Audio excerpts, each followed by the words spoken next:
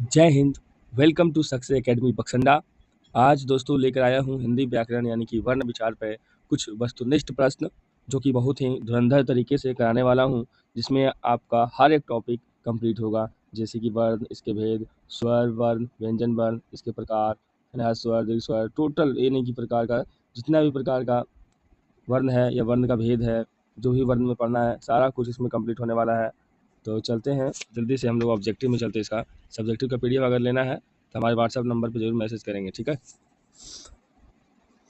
चलते हैं। सबसे पहला क्वेश्चन इसमें है कि भाषा की सबसे छोटी ध्वनि या इकाई को क्या कहते हैं? शब्द कहते हैं, पद कहते हैं, वाक्य कहते हैं या वर्ण कहते हैं? तो भाषा की सबसे छोटी इकाई को वर्ण कहते हैं। वर्ण जो होता है दोस्तों, इसका खंड या टुकड़ा हम नहीं कर सकते हैं। ये भाषा की सबसे छोटी इकाई होती है। कैसी इकाई होती है? छोटी इकाई होती है। इससे कोई छोटा होता ही नहीं है, ठीक है। ये वर्ण क्या है? भाषा की सबसे छोटी इकाई है जिसका खंड या टुकड़ा हम नहीं कर सकते हैं। तो ऑप्शन नंबर डी सही हो जाएगा। दूसरा नंबर क्वेश्चन है, हिंदी वर्णमाला में कुल वर्णों की संख्या कितना है? 44 है, 52 है, 33 है, 11। कितना है दोस्तों? 52 है। कितना है?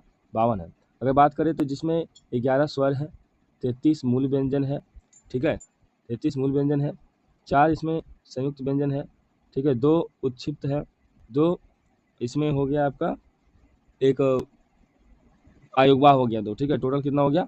52 हो गया। 33 और 11 कितना हो गया दोस्तों? 44 और 4 48 और 2 50 और 2 52। चलते हैं नेक्स्ट। बोलते हैं हिंदी स्वर वर्णों की संख्या कितनी है? 11 है, 13 है, 33 है, 25 है। तभी हम बताएं दोस्तों कि हिंदी में स्वरों की संख्या 11 मानी जाती है। कितना मानी जाती है? 11। बोलते हैं मूल रूप से हिंदी में व्यंजनों की संख्या कितनी है? अभी हम बताएं दोस्तों कि 33 होती है। कितनी होती है? 33। चलिए नेक्स्ट। निम्नलिखित में से ह स्वर कौन सा है? तो हम दोस्तों बता दें, ह स्वर दीर्घ स्वर क्या होता है कि जिसमें एक गुना समय लगता है, यानी कि जिसके उच्चारण में कम समय लगता है उसको ह स्वर बोलते हैं, और जिसमें अधिक समय लगता है उसको दीर्घ स्वर बोलते हैं। क्या बोलते हैं दोस्तों? दीर्घ स्वर बोलते हैं, जिसमें ज़्यादा समय लगता है। और जिसमें दीर्घ स्वर से भी ज़्यादा समय लगता है उसको प्लुत स्वर कहते हैं। और ये तीनों जो होता है स्वर व्यंजन का प्रकार होता है। तो जल्दी से इसमें खोजिए कि किसमें एक गुना समय लगेगा, यानी सबसे कम समय लगेगा बोलने में। आ, ई, अ, उ। तो क्या लगेगा? अ में सबसे कम समय लगेगा, तो यही हमारा क्या हो गया? ह स्वर हो गया। अब है उच्चारण स्थान से। उच्चारण स्थान में क्या बोल रहा है? ओ और औ का उच्चारण स्थान निम्नलिखित में से क्या है? दोस्तों कंठ तो होता है, क से अड़ा तक होता है, ठीक है। तो ये हो जाएगा क्या? कंठोष्ठ, है ना। ओ, कंठ से भी इसका उच्चारण स्थान हो रहा है और ओठ भी सट रहा है ना, इसलिए क्या होगा? कंठ ओष्ठ, ठीक है। नेक्स्ट क्वेश्चन चलते हैं। क वर्ग यानी क ख ग घ अड़ा। अभी जस्ट बताएं दोस्तों कि क ख ग अड़ा का जो उच्चारण स्थान है वो क्या है? जल्दी से बताइए। तालु, मूर्धा, दंत, क्या हो जाएगा? कंठ हो जाएगा। क्या हो जाएगा? कंठ। च वर्ग, च वर्ग का उच्चारण स्थान जितना भी च छ ज झ ञ है, सारे के उच्चारण स्थान क्या हो जाएंगे दोस्तों? तालु। क्या होगा? तालु। अब है ट वर्ग का उच्चारण स्थान क्या होता है? ट वर्ग यानी ट ठ ड ढ न का उच्चारण स्थान जो है वो क्या होगा? जल्दी से बताइए दोस्तों, क्या होगा? जल्दी से बताइए। ट ठ ड न का उच्चारण स्थान क्या होगा? तो ट ठ ड का हो जाएगा मूर्धा। क्या हो जाएगा दोस्तों? मूर्धा। बोलता है त वर्ग का उच्चारण स्थान कौन सा होगा? तालु, ओष्ठ, दंत, मूर्धा। तो त वर्ग का जितना भी है त थ द ध न, सब का उच्चारण स्थान जो होगा वो है दंत। क्या दोस्तों? दंत। प वर्ग का उच्चारण स्थान क्या होगा दोस्तों? तो प फ ब भ म बोलने पर क्या होता है? हमारा दोनों ओठ जो है वो आपस में सटती है, तो ये क्या हो जाएगा इसका? ओट्स। चलिए, छ वर्ण किसके मेल से बना है? जो छ वर्ण है वो किसके मेल से बना है? क और त्राविशा, क और मूर्धनिशा, च और छ, क और दंडिशा। तो क और मूर्धनी स से मिलके बना हुआ है।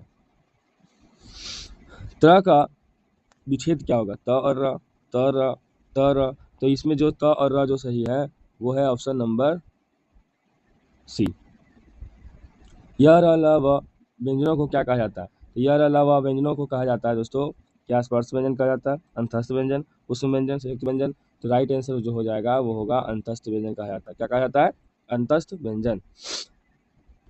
क्वेश्चन नंबर 15 में चलते हैं कि तराविशा, मूर्धनिशा, दंटिशा, ह कौन से व्यंजन कहलाते हैं?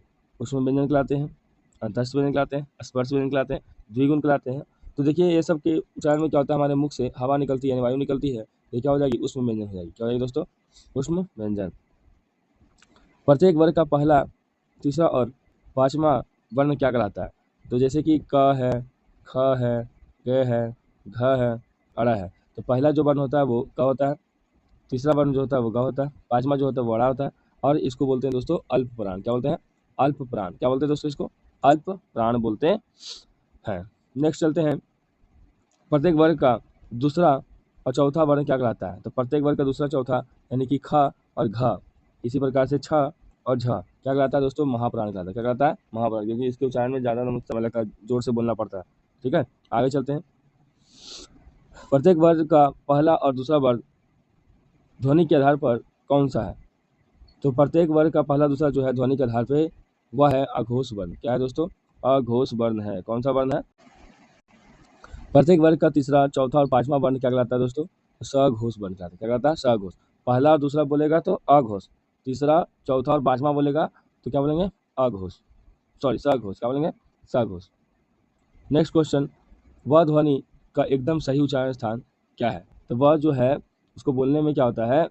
उसका व है ना, इसमें कंठ का भी प्रयोग होता है और ओष्ठ का भी प्रयोग होता है, इसलिए वह का उच्चारण स्थान क्या हो गया? कंठ ओष्ठ हो गया। क्या हो गया दोस्तों? कंठ ओष्ठ। ठीक उसी प्रकार है, ए और ऐ का उच्चारण स्थान क्या है? कंठ है, तालु है, या कंठ तालु है? तो क्या हो जाएगा दोस्तों?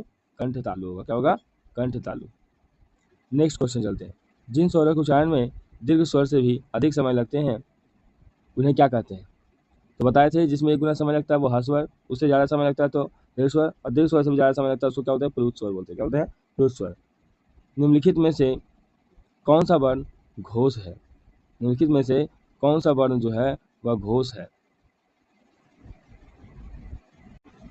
तो इसमें जो दोस्तों घोष वर्ण जो है वो ग हो जाएगा। क्या हो जाएगा? ग। अघोष वर्ण क्या होगा दोस्तों? इसमें जल्दी से बता दो, अघोष वर्ण क्या होगा इसमें? जल्दी से बताओ, जल्दी। ज, च, घ, ये द। इसमें क्या हो जाएगा? च हो जाएगा। र, न, य, न, म का उच्चारण स्थान मुख्य रूप से क्या होता है? नासिका। क्या होता है दोस्तों? नासिका। लास्ट क्वेश्चन है, निम्नलिखित वर्णों में से महाप्राण की ध्वनि कौन सी है? तो महाप्राण की ध्वनि कौन सी दोस्तों? जल्दी से बताइए इसमें, जल्दी से। तो इसमें सही ऑप्शन हो जाएगा ख। क्या हो जाएगा दोस्तों? ख। तो कैसी लगी मेरी वीडियो? लाइक करें और हमारे चैनल को सब्सक्राइब करें। अगर इसका पूरा PDF चाहिए वर्ण का तो हम आपके व्हाट्सएप पे भेज देंगे, आप अपना नंबर कमेंट कर दीजिएगा। ठीक है, जय हिंद।